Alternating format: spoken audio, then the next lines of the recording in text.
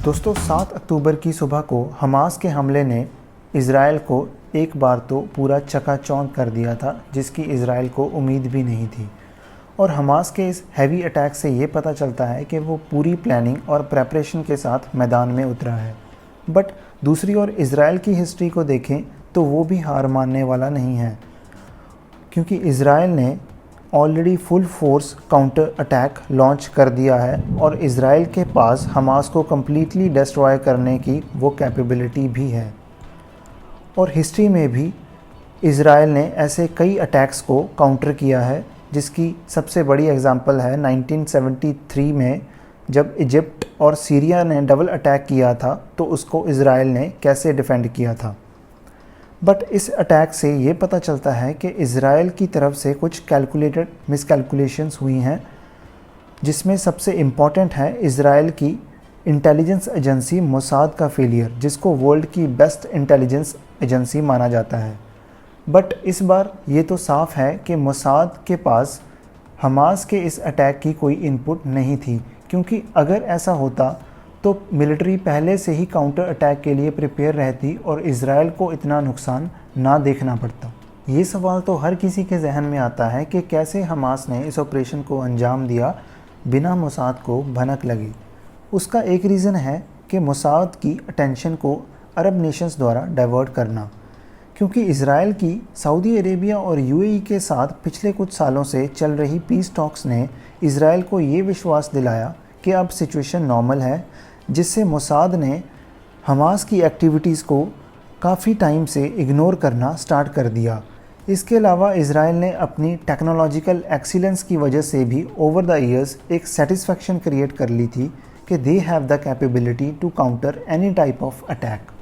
But ये तो साफ़ है कि हमास बिना किसी एक्सटर्नल सपोर्ट के इसको नहीं कर सकता। सो कुछ अरब कंट्रीज़ की इन्वॉल्वमेंट तो श्योर है। इक्विपमेंट सप्लाईज ईरान के अलावा चाइना द्वारा भी की गई हैं, बट मोसाद को डिसीव करना, ये कहा जा रहा है कि इसमें यूएई का हाथ है। और ये कुछ दिनों की प्रेपरेशन तो हो ही नहीं सकती, ये प्रेपरेशन काफ़ी लंबे टाइम से चली आ रही है, क्योंकि हमास का सीक्रेटली 5000 रॉकेट्स को ट्रांसपोर्ट करना और उनको स्टोर करना, फिर उनको लॉन्चिंग के लिए 30 मिनट के अंदर प्रिपेयर करना, तो ये कुछ दिनों की या कुछ महीनों की प्रेपरेशन नहीं है, ये प्रेपरेशन काफ़ी लंबे टाइम से चली आ रही है।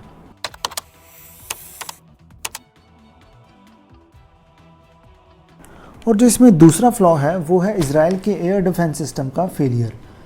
किसी भी कंट्री का air defence system totally technology पर डिपेंड होता है। लाइक यूएसए के पास पैट्रियट सिस्टम है, रशिया के पास S-400 और S-500 एयर डिफेंस सिस्टम है, जो कि इंडिया भी यूज़ कर रहा है, और इज़राइल के पास आयरन डोम। एयर डिफेंस सिस्टम का काम होता है रॉकेट्स और मिसाइल्स को डिटेक्ट करके उनको पहले ही डिस्ट्रॉय कर देना। सो जब रॉकेट्स और मिसाइल्स को दूसरी तरफ से लॉन्च किया जाता है, तो एयर डिफेंस सिस्टम का रडार उसको डिटेक्ट करता है और अपने सिस्टम से मिसाइल्स लॉन्च करके उनको रास्ते में ही डिस्ट्रॉय कर देता है।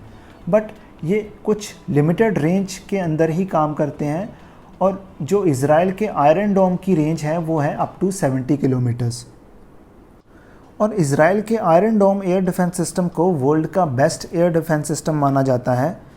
बट इस बार जब हमास की तरफ से मिसाइल्स और रॉकेट्स को लॉन्च किया गया, तो आयरन डोम उनको डिटेक्ट नहीं कर पाया। अब ये टेक्निकल इश्यूज़ की वजह से है या कोई और रीज़न है, ये अभी क्लियर नहीं है। इंटेलिजेंस और आयरन डोम के फेलियर के बाद जो इशू सामने आया है वो है इज़राइल की रेगुलर आर्मी की स्मॉल स्ट्रेंथ, जो सिर्फ पीस टाइम में मिनिमम रिक्वायरमेंट्स को पूरा करती है, बट वॉर कंडीशंस के लिए सफिशेंट नहीं है। वो अलग बात है कि इज़राइल के पास रिज़र्व्ड फोर्स भी है, बट रिज़र्व ट्रूप्स की काउंटर अटैक कैपेबिलिटीज़ को रेगुलर आर्मी से कंपेयर नहीं किया जा सकता, and they operate only as a supporting force to the regular army. Intelligence और आयरन डोम के फेलियर के रीज़न्स अभी क्लियर नहीं हैं, बट आने वाले कुछ दिनों में ये साफ़ हो जाएंगे।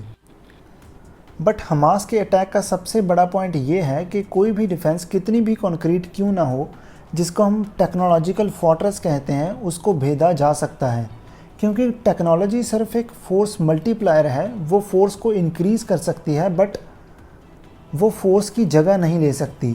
जो एक्चुअल फोर्स है वो है मैन पावर। और कहा भी जाता है कि मशीन कौन सी है उससे ज़्यादा ये मैटर करता है कि उसको चलाने वाला कौन है, हु इज़ ऑपरेटिंग इट।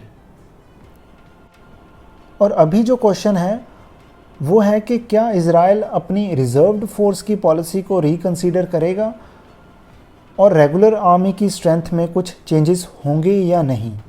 और ये तो टाइम ही बताएगा, बट अभी ये तो साफ है कि ये वॉर काफ़ी लंबा चलने वाला है।